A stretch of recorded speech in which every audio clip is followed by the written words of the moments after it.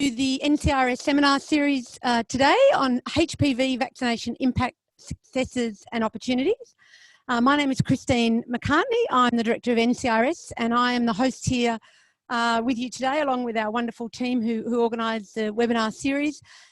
We have about 50 people in the room here with us at NCIRS, and of course, as you know, hundreds of people joining us live online.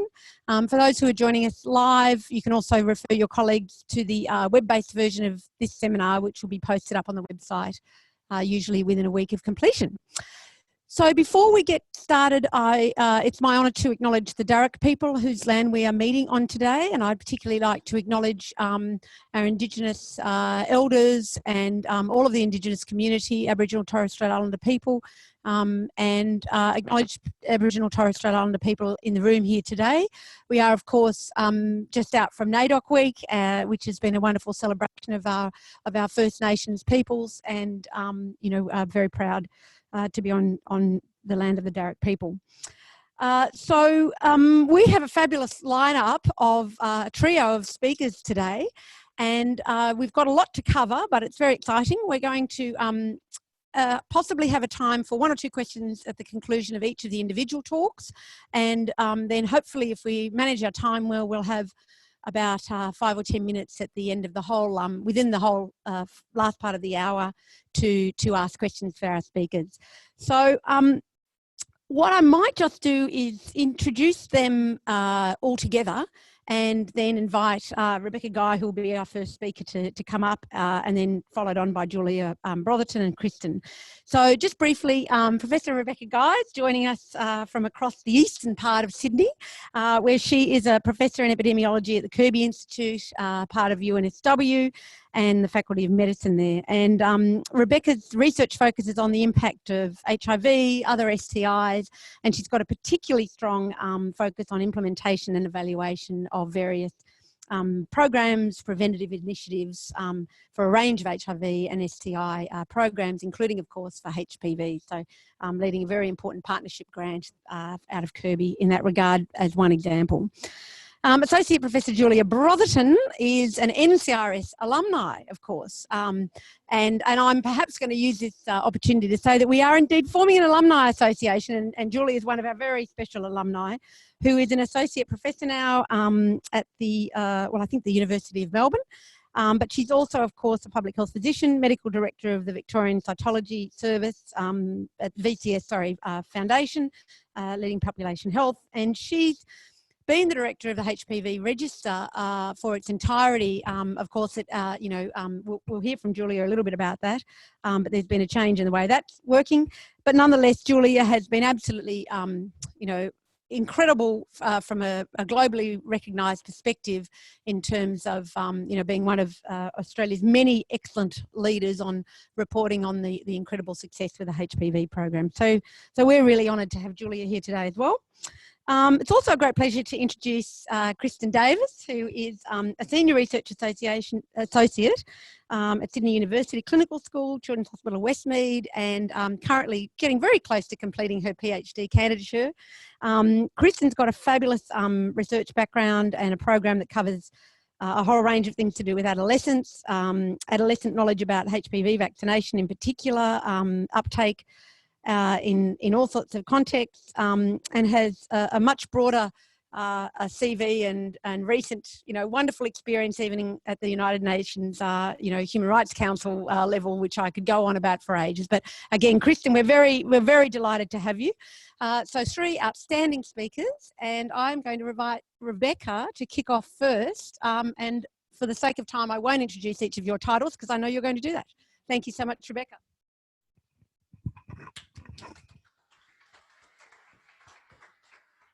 Thank you, Christine, and I feel very enthusiastic after that introduction. I feel like I should be jumping around. Or I wish all welcomes were like that. So thank you.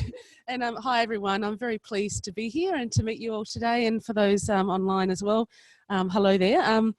So today I've been given 15 minutes just to provide an update of some work that we've been doing. It's called the HPV Partnership Project, and it is a partnership, so I'm presenting on behalf of a whole range of people, which I'll mention at the end. But I guess the story behind this is We know across Australia that HPV vaccination coverage is high. Jurisdictions are doing very well. Compared to many countries, Australia has got one of the leading HPV vaccination programs. Julie might say the leading, I'll get her to clarify that for us.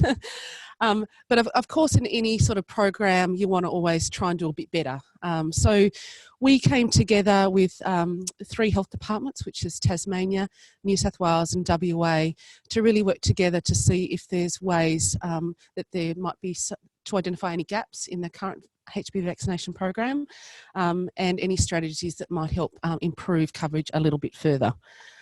So just the first slide shows, I guess, a little bit of a history of why jurisdictions were thinking there might be some gaps. As I mentioned, the vaccination coverage in Australia has been high and improving every year. This is data, it's a little bit old now, but data to 2015-16 show that in Australia it was 80%, that was age 15 among girls. But what you can see in the blue lines there is some variation, and that's variation according to Primary Healthcare Network. And so I guess that gives you an indication that overall in Australia coverage is high, but there are some variation depending on where you live and what school you may go to at a quite superficial level. Of course, we don't know the reasons for that based on these data, and that essentially is why we decided to do the partnership grant, is to really try and unpack some of the reasons why there's that variation that you can see there. You see, at the lowest level, still at close to 70%, but a fair way away from the 80% there you can see across Australia.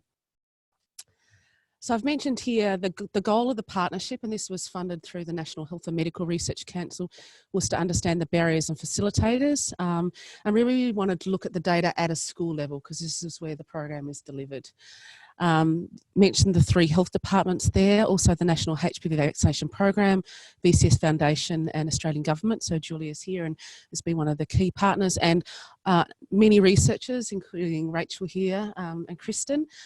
Cass is involved. We've had Christine and Frank come to the meetings and provide advice on the way forward. And the governance structure, we have an executive group, an investigative group, and also an Aboriginal reference group, which it will become clear as to the reasoning and the importance of that group as I present some of the data. The partnership is a 4-year project, so what I'm going to talk about today is just the first year and a half of what we looked at to date. So the first part of the project was really to examine the HPV vaccination coverage according to schools across those 3 states. So that's New South Wales, WA and Tasmania. And to really understand the variation in the coverage according to the schools, and what are some of the perhaps, early indications of why there might be some differences. So not the exact reasons, but just, I guess, an indication of why there might be some differences. And the way we did this was really, we were perhaps we could say strategic, or maybe desperate would be another word, but we pulled together as many available data sources as possible. So started off with the gold standard, which is the data from the HPV register, and these data from which is managed by Julia's team has data which identifies the school in which the young person had their vaccination. So we're able to look at data at a school level. And then there's a whole lot other data sources that we pulled together at the school level to try and understand some of the characteristics of those schools. So on the left, we looked at where the school was located, what's some information about the postcode where the school is located. So one particular variable there is the socioeconomic status. ACARA, so that's the Australian Curriculum Assessment and Reporting Authority, and that collects information about every school in Australia. I did not know that before the project. I think it might have been a suggestion of Paul Effler from WA, who's one of the other investigators. But quite detailed information about each school. So we're able to, this is all de-identified, of course, other than the school, at all at the school level. We're able to draw on that information from the school. And then you can see the data from the jurisdiction, bringing together the number of kids which are at the school, which you need to calculate the HPV vaccination coverage, but also some information about the DTPA coverage as well, which is given simultaneously at the schools along with the HPV vaccination. So we brought all that together, and all the data was at a school level, so not at the individual person, and describing, for example, at a school, whether it was in a remote area, proportion of Aboriginal and Torres Strait Islander enrolments, the attendance rates of the school, and various other characteristics. Language background other than English. Apologies, there was a footnote there, but it must have dropped off. Yeah, I did have it there before, but so good question. Thanks for clarifying that. We should never use acronyms. Okay, so vaccination. So we wanted to look at vaccination initiation and also vaccination completeness, because the reasons for having low initiation may be different to having lower completion. And we wanted to really, considering in Australia that coverage was 80%, we had to come up with a criteria of what was considered low or low relative to other schools. We're not talking about here 20% coverage. We're still talking at relatively high levels. So we used statistics, took the median, which across those 3 states was 85%. And then we looked at any school which was in the bottom 25% relative to the others. So we compared schools which had the lowest coverage in the 25% compared to the others which are in the other 75%. So you can see here, it's really looking at schools from the minimum to Q1 there, which is quartile 1 or the 25%. So that included 327 schools, which we classified as having lower initiation relative to the others. So then bringing into all those other variables I mentioned before, we wanted to get an understanding of some of the characteristics of those schools, which meant they're in the bottom 25%, having the lower initiation rates relative to others. And these are some of the initial, and this is a univariate, it's not multivariate, and it gives an understanding of just the relationships between those characteristics and the coverage. So you can see schools which we considered smaller based on their enrolment size were much more likely to be in the lower initiation group. Schools which catered for kids with special education needs, 4 times more likely to be in the lower initiation category. Schools in Tasmania, depending on whether it's females or males, were between 2 and 4 times more likely. And schools which had higher Aboriginal and Torres Strait Islander enrolments, about 2.5 times more likely to be in that group considered lower initiation. Then we wanted to also look at completion, and we define this a little bit differently to how you see in other reports, because we wanted to look at if a person started the vaccine, what are the factors that might lead them to completing or not completing it. So rather than calculating 3 doses over the whole population, we looked at those who started the course and what proportion completed the course. So you'd actually started it, so there was no reason to think you hadn't started it, but what are the reasons why you didn't finish the course? So here, that's why you see the median is so high, because we're taking those who initiated it and what proportion completed this was 3 dose at the time, 3-dose course. The median here is 94%. So again, we took those in the bottom 25%. So that equated to 323 schools. So there were some similarities and some differences looking at vaccination completion, and we call it after initiation. So again, schools in Tasmania were much more likely to be in the low vaccination completion group. Here, 8 times more likely. Also schools in Western Australia, and this is comparing to New South Wales. So if you look at the crude data for New South Wales, you see they do, as they've got a catch-up program in year 8, they were able to have a higher completion rate after initiation than Tasmania and WA. Small schools again came up, were more likely to have lower completion rates. Schools in remote areas, so that was different to what we saw for initiation. Again, schools with higher Aboriginal and Torres Strait Islander enrolments, 4 times more likely, so much stronger here for completion as to initiation. And which didn't come up in the initiation data, low attendance rates. So schools where kids had lower attendance rates, which makes sense, miss out on opportunities for coming to the vaccine clinics, were 3 times more likely to be in the low vaccination completion group. Okay, so we had a lot of discussion about those data and looked at the data in different ways, but I don't have time to go into that today. But I actually thought I'd just present a little bit on what's happening next in response to that data. So this was supposed to be preliminary indication data, not definitive. It doesn't give you an understanding of the reasons for an individual. It just gives you broad information about some characteristics at school, but it does help understand some schools where there are lower coverage and some of the information about the schools which might help inform health promotion programs or targeting of those specific schools. So what next is part 2, and this is in collaboration with the jurisdictions again, VCS and all the researchers, and obviously will be in partnership at a local level with all those involved in the vaccine program.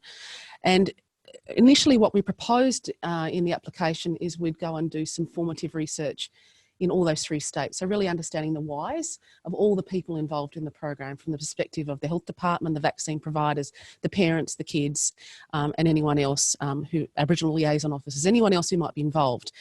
But what actually happened is because of the data that was made available, particularly you saw for both initiation and completion, there were lower completion rates for schools which had higher Aboriginal and Torres Strait Islander enrolments, that the WA and New South Wales decided that they wanted the formative research, to understand the whys, but at the same time they wanted to do something about that in partnership with those involved in the program. So then what happened is, and this is, I guess, part of flexible research and, you know, understanding, I guess, what's important both in the sector and also from the people involved in the program, that New South Wales and WA decided that they'll do a pilot program. And I think in New South Wales it's starting in term 3, so today. In WA it's a little bit later. The focus will be on trying to do enhanced catch-up for Aboriginal and Torres Strait Islander students within the school, particularly those whose parents have consented but they haven't completed the course. In New South Wales, the program will run up to year 12, and in WA, it's only going to be in year 8. But there are some differences there because in New South Wales, they'll focus on 32 schools, and those 32 schools were the ones that were identified in that first part of the analysis, which were in the considered in the low category, and they're going to be schools which have high enrolments, low coverage and high Indigenous enrolments. But in WA, they're going to take a slightly different approach, and they're just going to focus more on all the schools in WA and focus on the kids in the school. In both states, there's going to be lists generated by the health department, which will help facilitate a more targeted approach, utilising available resources as best possible. And of course, Aboriginal engagement with, I guess, the public health units, the schools, Aboriginal health medical councils and other Aboriginal people involved in the vaccine delivery. In Tasmania, and so I haven't presented all the data specific for the jurisdictions, but in Tasmania there are a smaller number of schools, so it wasn't as clear cut as to some of those differences I showed you. So those differences were across all those 3 states combined. For Tasmania, it partly probably related to numbers, but also related to, I think, perhaps things, there are some differences there in Tasmania, and so Tasmania Health Department wants to take a step back and do some more formative research to understand the whys a bit more before they do a pilot program. So what we're doing in response to these pilot programs, which are being led by the health departments in partnership with the schools and the immunisation providers, is to collect some data, some formative data, some process data, outcome data, and also perhaps some economic data as well, because they're quite, they look like they're going to be resource intensive initiatives, but to be confirmed. So this is where the partnership grant will fit in as part 2, as we'll be working in collaboration with all those people I mentioned to collect some data to help understand how those pilot programs are working, did they reach the right people, the impact of those programs, and also the costs. And the approach is going to be slightly different for each jurisdiction, but the goal would be to provide a comprehensive picture for a school. So trying to get everyone who's involved in the program at a school level, so we get like a good triangulation of data and a good perspective from the whole of the school and all the people involved. So just like to acknowledge all the people here involved in the partnership, and these are the investigators that were listed on the application, but also a range of other people are involved who are listed here from the Kirby Institute, the University of Sydney, all the immunisation and public health teams that we've been engaging with, who are, you know, they're really responsible for the programs and doing amazing work and provided some great insight and also some data to help understand the program. The HPV register, which is managed by Julia and her staff, which help with the data. We've also engaged a lot so far with the Aboriginal Health Council of WA, and also we will with HMRC as well in New South Wales, and of course NCIRS as well with Christine and Frank, providing strategic advice on, I guess, the data and also how that aligns also with other immunisation policies and data that's available, which has become quite relevant in terms of our partnership project. So that's it from me. I had a quick 15 minutes, but I think I'm on time, but I'm happy to answer any questions that you might have. Thank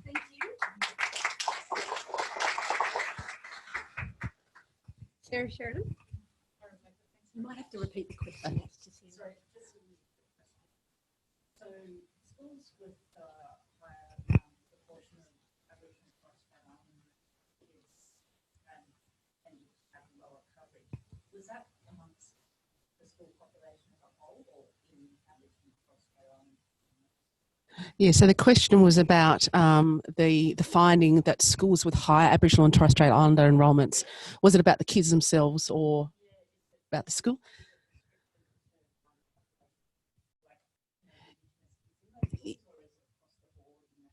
Yeah, so is it restricted to Indigenous kids or across the school? So it's a good question and we don't know.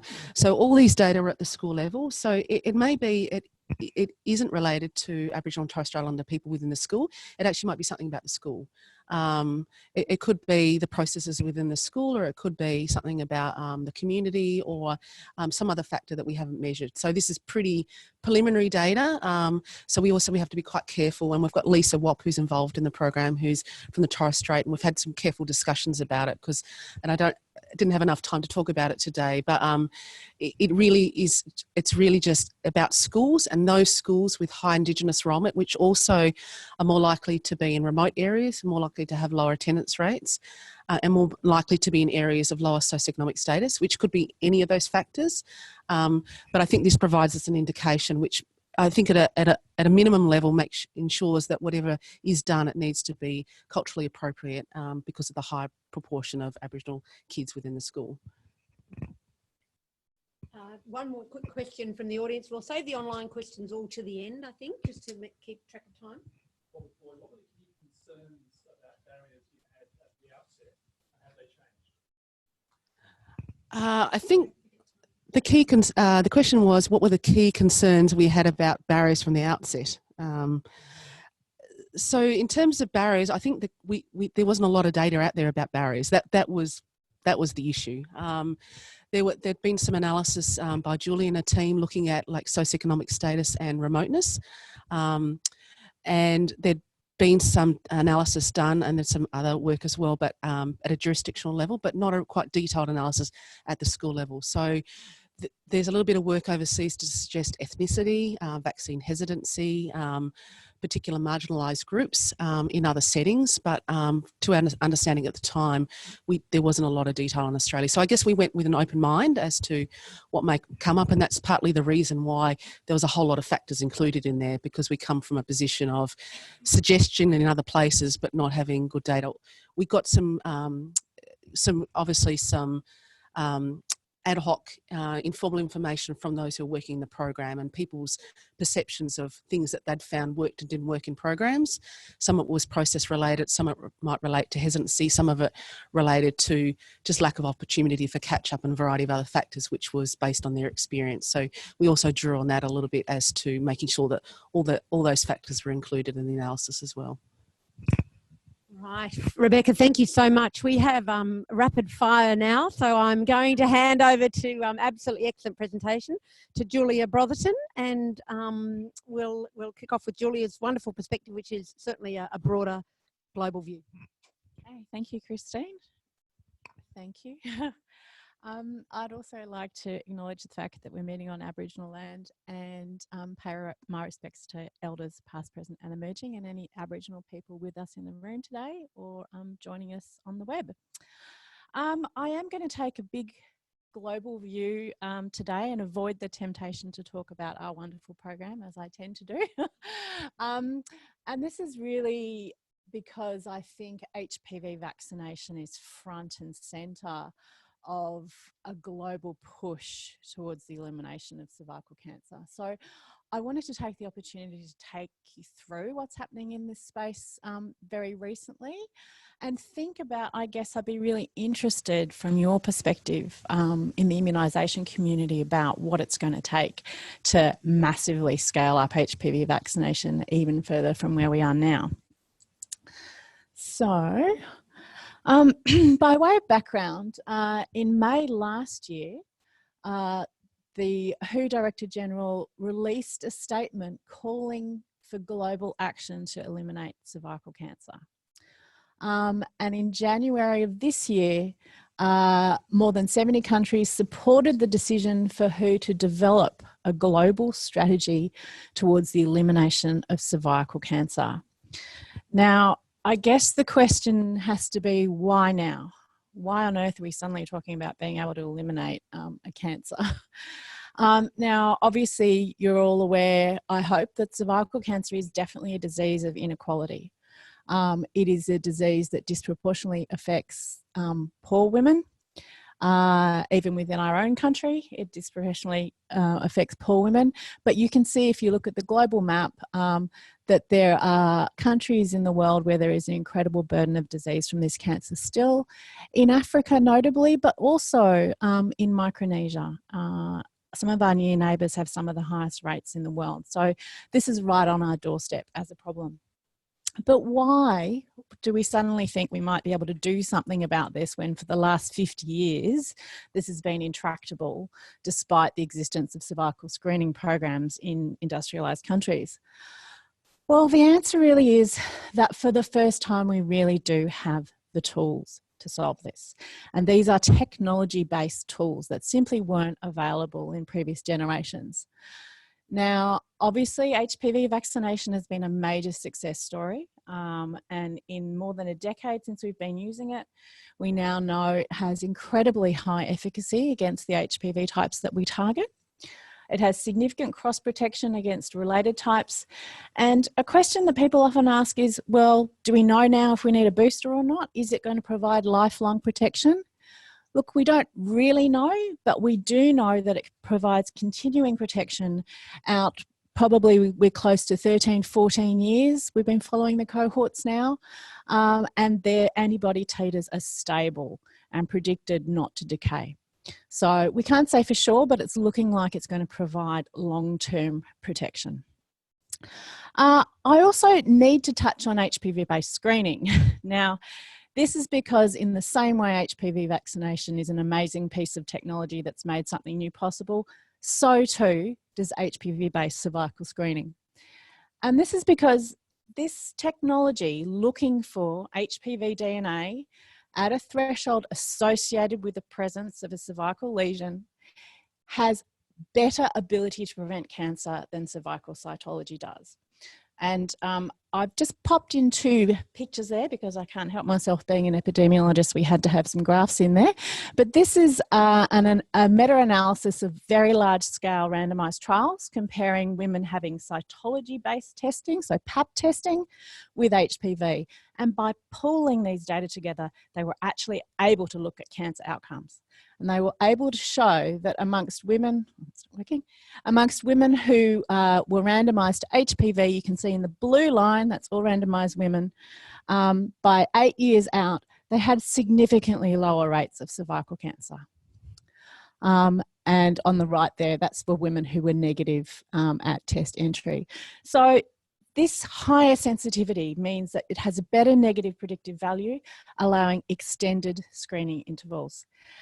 It also has many advantages over cytology, which is actually quite a subjective, especially test that requires very special intensive training and quality monitoring. There's increasing automation, standardization, and point of care testing is emerging. And I think one of the incredibly game-changing things about HPV-based screening is, for the first time, it will allow self-collection by a woman, which means we don't need to get a speculum into every woman on the planet. This can improve access and equity across most societies. And in fact, a big meta-analysis published in the BMJ at the end of last year showed us that this test is as sensitive as a clinician-collected cervical test. And that is the piece of information that we've been waiting for, and which is critically important here. So, having decided that perhaps we have the tools to address this, I wanted to talk a little bit about what we're talking about when we talk about elimination as a public health problem. And this paradigm or way of looking at the hierarchy of interventions to control infectious diseases was actually workshopped back in 1997. And you can see there that there's a continuum of control, elimination and eradication. The most important thing to note is that for control and elimination strategies, you do need continuous intervention. This is not a case of we do it once, it goes away, we can stop doing it. This is a long-term investment. And you'll see that the definition of elimination as a public health problem is achievement of clear and commonly agreed target definitions. Now, I will admit that's a bit woolly and fuzzy. And this is why WHO is having a global conversation about, is this something that we should be working towards, and is it feasible and meaningful? So, it is defined by achievement of measurable global targets set by WHO in relation to a specific disease. And so at the outset, we need to know that WHO now needs to think about, well, what is the threshold? At what rate do we say elimination as a public health problem has been achieved for cervical cancer? What combination of vaccination and screening strategies can lead to this elimination threshold? When would this occur for the different strategies and in different countries? And what would be the most efficient and cost-effective way to get towards elimination? Now, you can only imagine the complexity of trying to answer this question. And that's what WHO working groups have been busily doing over the last year and are still doing. Let's talk a little bit about the threshold target at the moment, which is something that's been considered very carefully. This just briefly plots the variability in cervical cancer incidence rates by world region. And you can see that there is massive variation. And you'll also see that Australia and New Zealand are right down the bottom with a highly successful but very intensive cytology-based screening program. The threshold that's been chosen at the moment, it's still out for consultation, is 4 per 100,000, which is that green line. And part of the consideration there is that in the different models that they've run to work towards elimination, this is seen to be a feasible target for all countries within the next century. This is the conceptual framework, which has been worked by highly complex dynamic transmission models, which incorporate screening and vaccination from multiple teams globally who've been working together with WHO. And I think the telling story is if you look at that purple line. If we just maintain our current vaccination rates and screening using largely cytology-based screening in wealthy countries, we're not going to get anywhere, even by the end of the century. If we were to scale up vaccination massively, you can see we do get there eventually, but there's a much longer lag time compared to if we ramp up both screening and vaccination with our new tools more quickly. And conceptually, the difference between those curves is the women who, if you only went for vaccination, you would be writing off. These are women who are destined to die of cervical cancer from infections that they already have, which could be detected and prevented through screening. So this is where the modelling has led WHO so far, and that is to try and define, and they're out for consultation with countries at the moment, what targets we need to meet by 2030 in order to achieve elimination by the end of the century in all world regions. Now, the targets are scaling up to 90% of vaccination of all girls by age 15, 70% having a high precision, so an HPV-based screening test at age 35 and 45 of all women around the world, and 90% of those women who need treatment being able to access that. So 90, 70, 90. And this is the vision, is a world without cervical cancer, all countries to reach that threshold for elimination by the end of the century. And these are the control targets, 90, 70, 90. And this, of course, aligns nicely with the Sustainable Development Goal for 2030 of a 30% reduction in non-communicable diseases. So I guess the question for everyone is, in this room, certainly, how feasible is that 90% target? This is the latest data that we have in Australia, and this comes from the NHVPR, which is now, as you know, been absorbed into the Australian Immunisation Registry. And by the age of 15, you can see in 2017, for 3 doses, we had just pipped 80% coverage in our females, and we were around 76% for our males. So even with our high impact, very successful program, we're still not close to 90%. And I think we're watching very closely to see how well the 2-dose schedule that we now have that commenced in 2018 may have lifted that coverage potentially. But I would like you to note that our 1-dose coverage is very close to that 90% mark, and I'll talk about that more in a moment. Globally though, what are the barriers to reaching 90% HPV vaccination coverage? I think the biggest one is political will. And I say that because there are still many countries for whom this is but one of a long list of critical health issues. And until we get high-level political will that this is something that is achievable, can be done, and resources put towards it, we're never going to get there.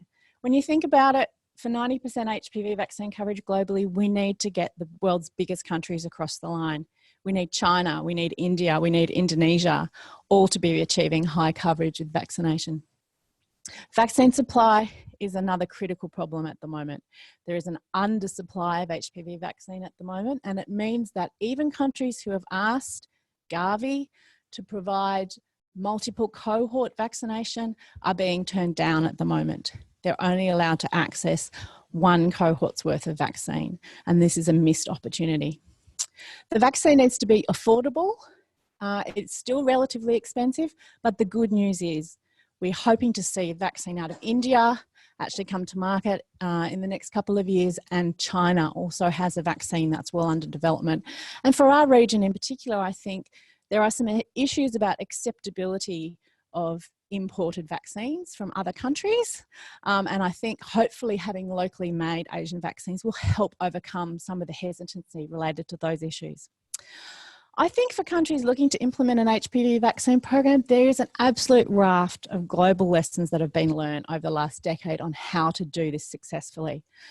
And the keys are, unsurprisingly, having an organised program with funded vaccine made easily available to parents and girls. School-based programs work better in almost every setting, and outreach is really important. As we talked about, equity is critical with this. The girls in school are not in school are likely to be some of the highest risk girls in the longer term. The role of the education sector is absolutely key in almost every setting, particularly teachers are the go-to point for communication with parents and girls who have questions. We know early community mobilisation and sensitisation is absolutely essential. That is an absolutely major lesson learned. You must go and talk to the religious leaders, community leaders, before people who are against the vaccine go and whisper in their ears. Really important. Micro-planning and data management is really important. Particularly, we need to know if we're anywhere near 90% or if we're way off.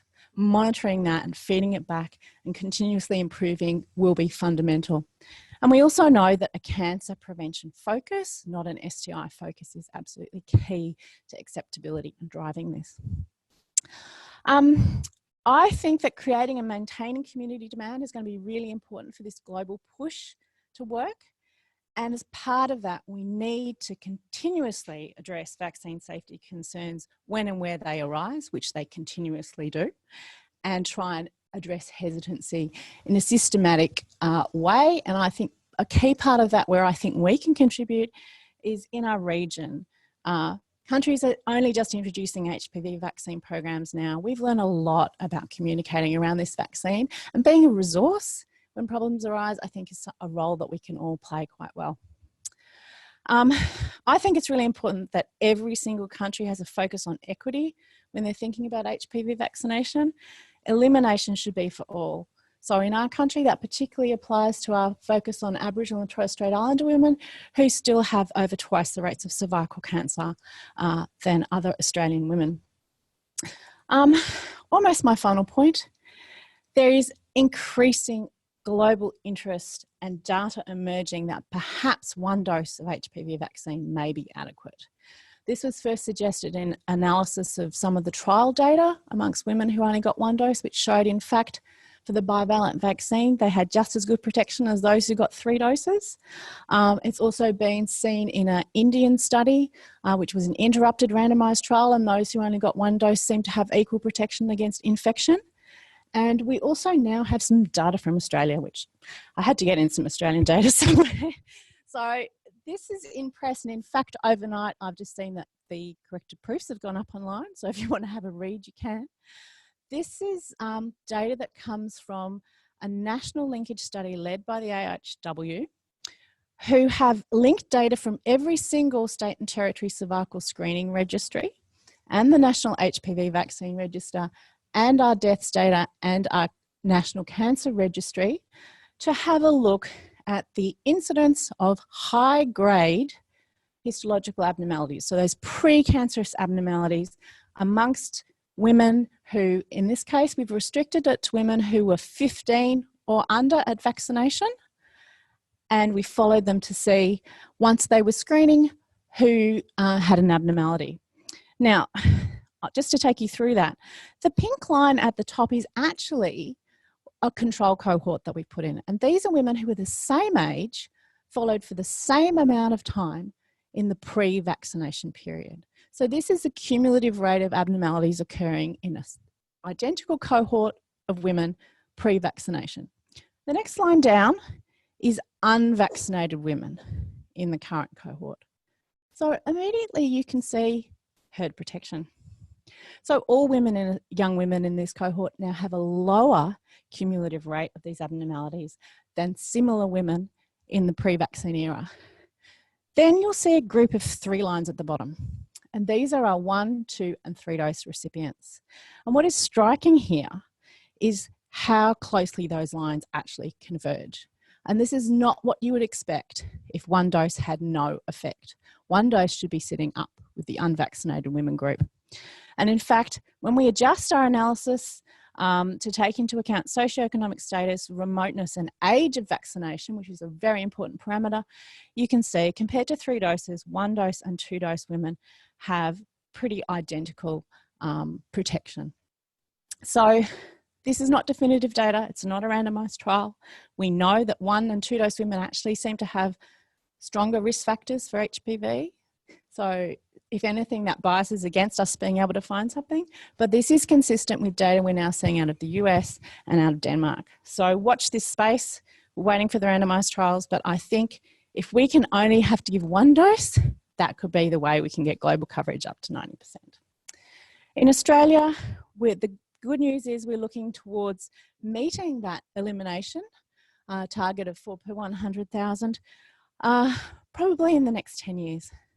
And this is a combination of our new HPV DNA-based screening program that commenced at the end of 2017, and of course our HPV vaccination. I won't go into this in the interest of time. So I just wanted to leave you with a final thought that I hope one day we're going to see a global 1-dose strategy given routinely in childhood with no fuss for both sexes when the vaccine's as cheap as chips, with twice in a lifetime HPV-based screening for all women. Thank you.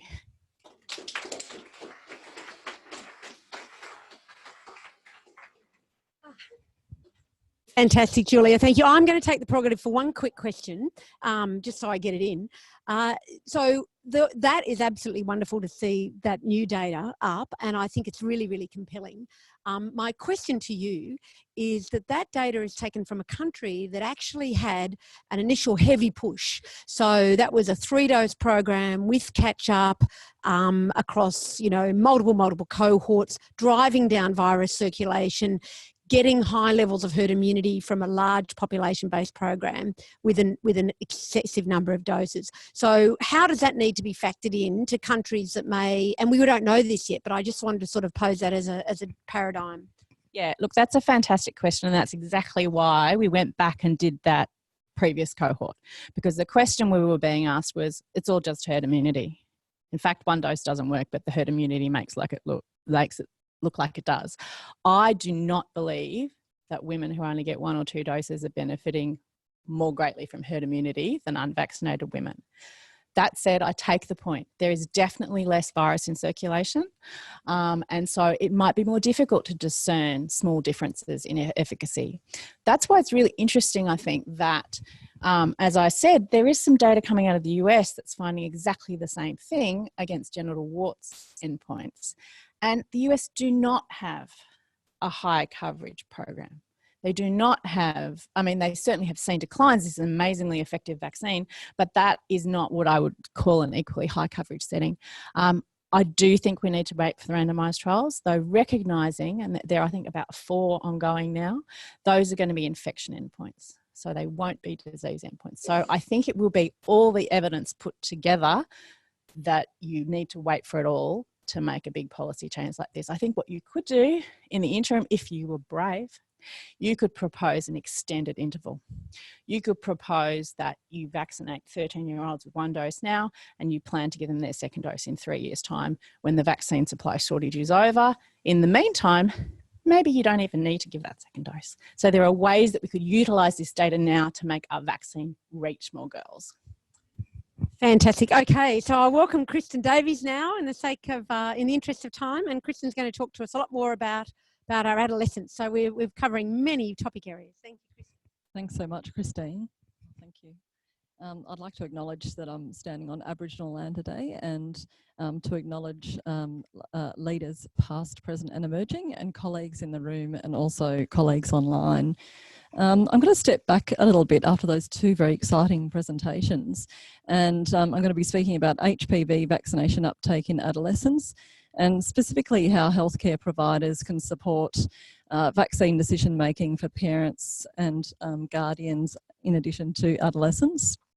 And I'd like to acknowledge everyone on this page, particularly Professor Rachel Skinner, who led an NHMRC funded study between 2012 and 2014, and I'll be speaking about data from that study today. And I'm a qualitative researcher, so I'll be focusing in on the qualitative data in particular, but I'm also kind of representing here the HPV.edu study group, and this study is also feeding into the partnership grant that Rebecca spoke about earlier.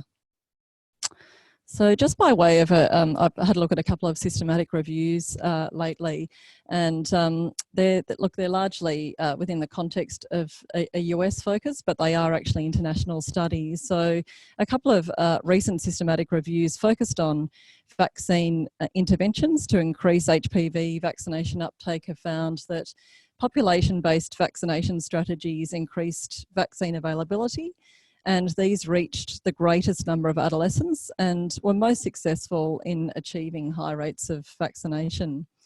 In particular, increased vaccine availability, and as Julia mentioned, through the school-based immunisation programs largely across most countries, decreased financial barriers, and in the US, obviously, health insurance is an issue there, and we're very lucky because we have a Commonwealth-funded program in Australia. And interventions targeting both healthcare providers and patients are critical, and that they're working simultaneously. In particular, I thought for the partnership grant that was important, healthcare provider targeted interventions appeared most successful for HPV vaccine initiation, while patient targeted interventions appeared most successful for vaccine completion.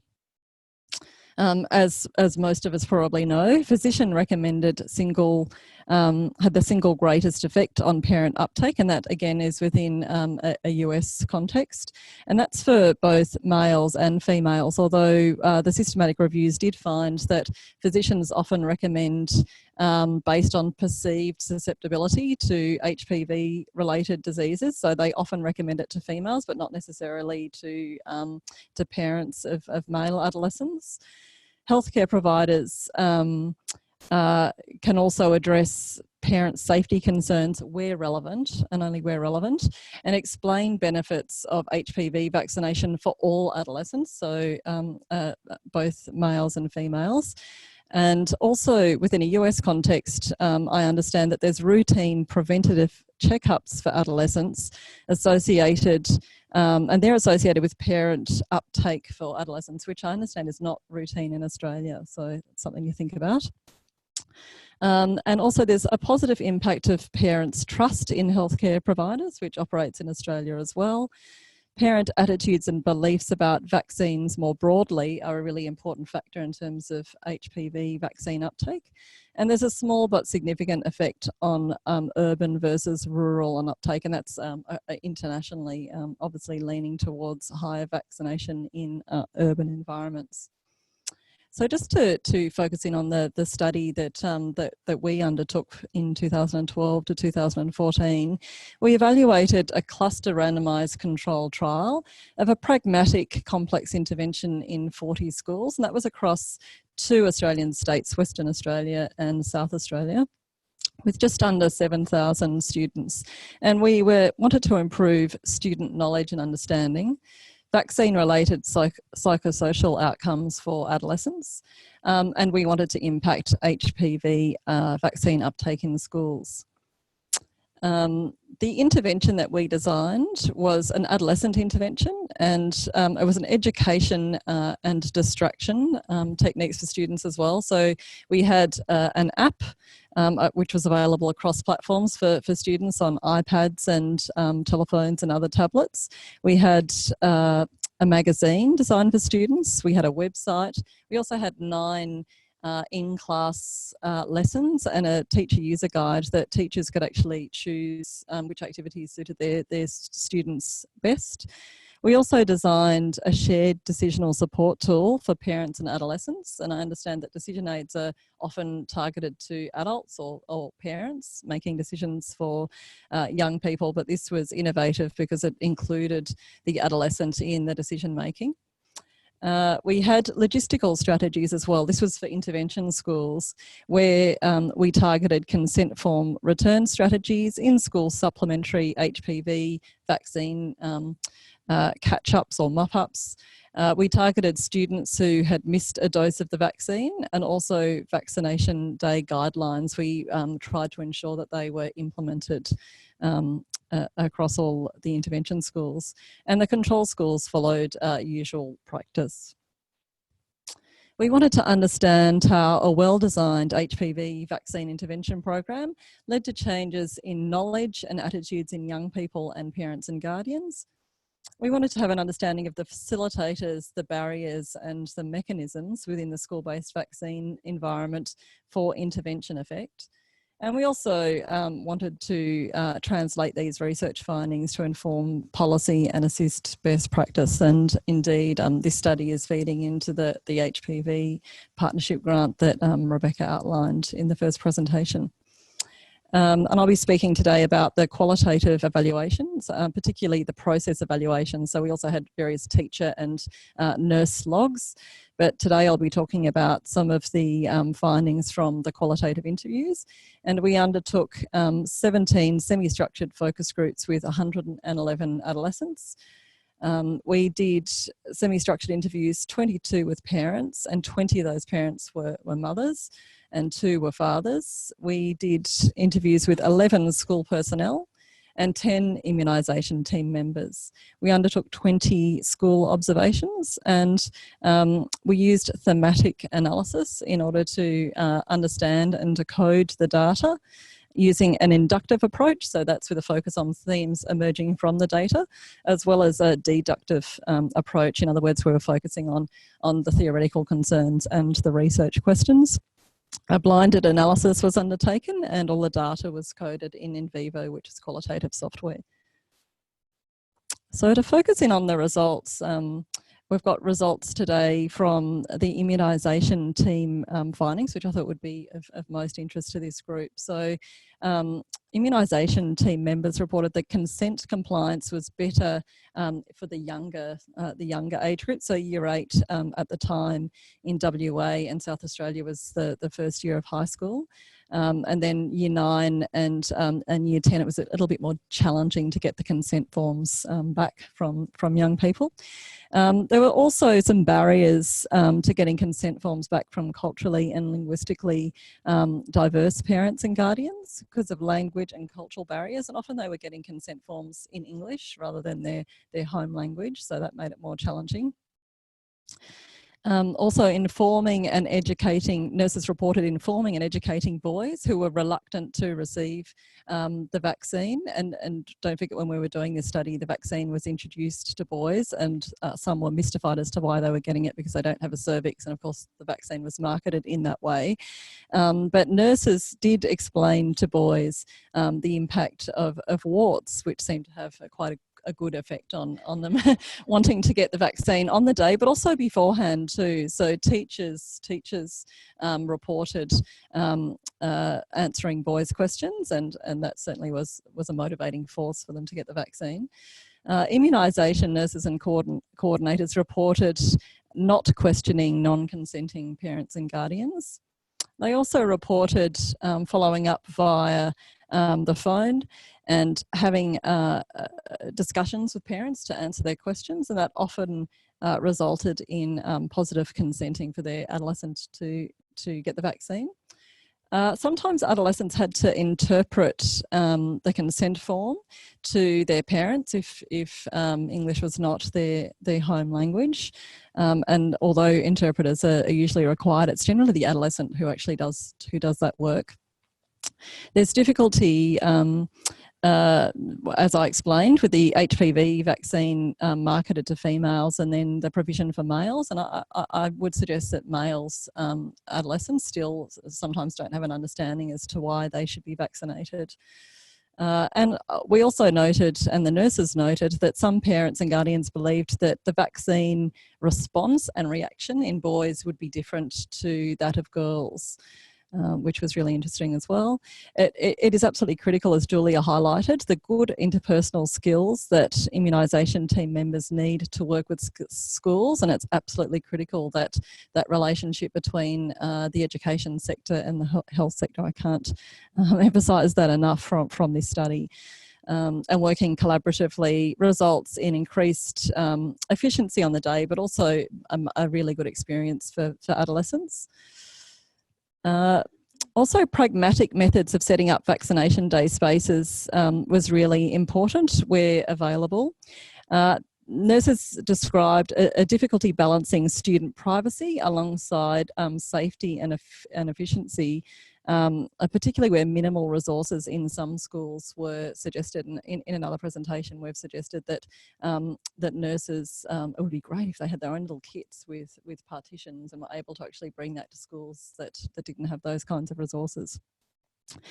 Immunisation teams preferred carpeted rooms because of less noise, not to be near stairs where adolescents could faint post-vaccination, and they also wanted an appropriate temperature and lighting in the room, and they wanted to vaccinate students before 2:30 p.m. for safety reasons, because students would often be catching public transport afterwards.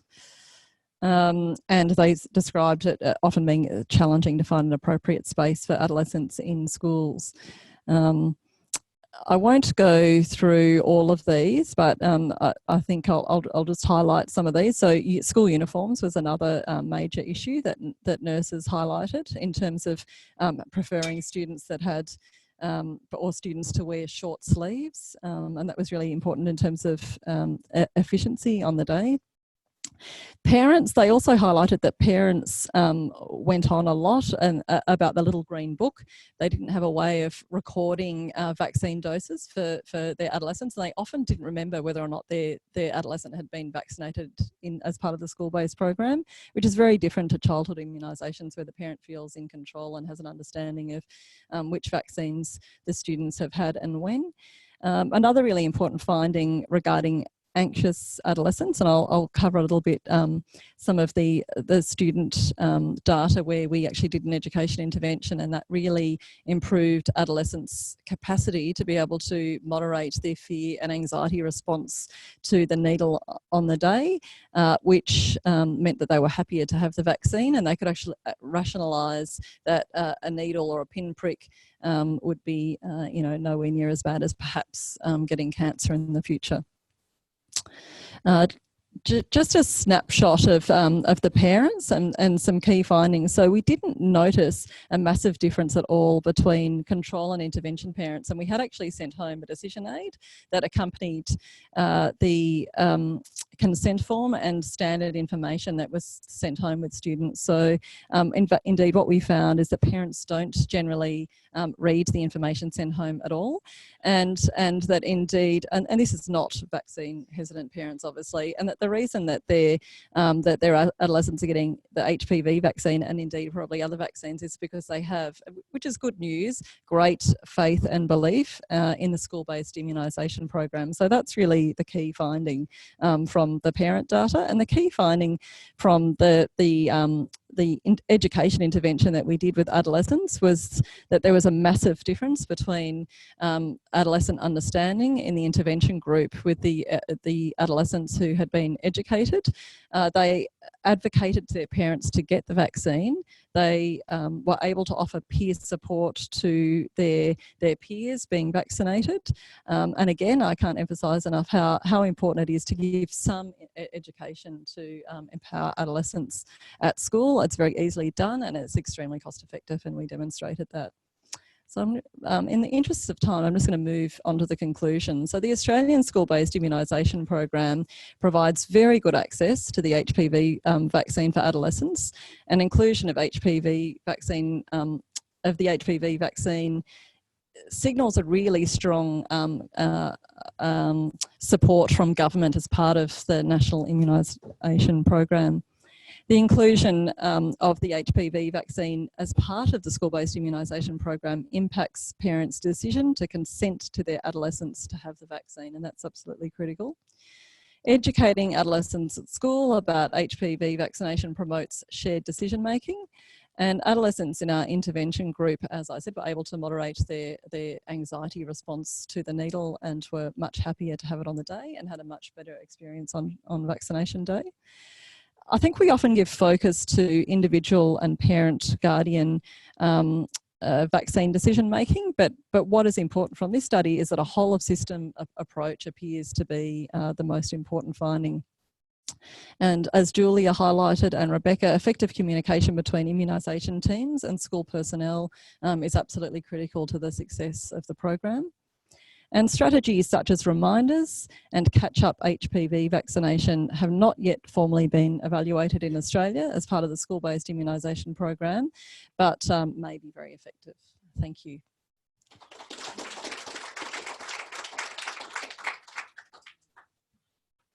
So it's Christine again. Fantastic. Thank you so much, Christine. It's always hard going last, but there was an enormous wealth of really, really wonderful data in there that I know it's making wonderful to see a snapshot of that today. So we are just a little over time. I'm sure some of our online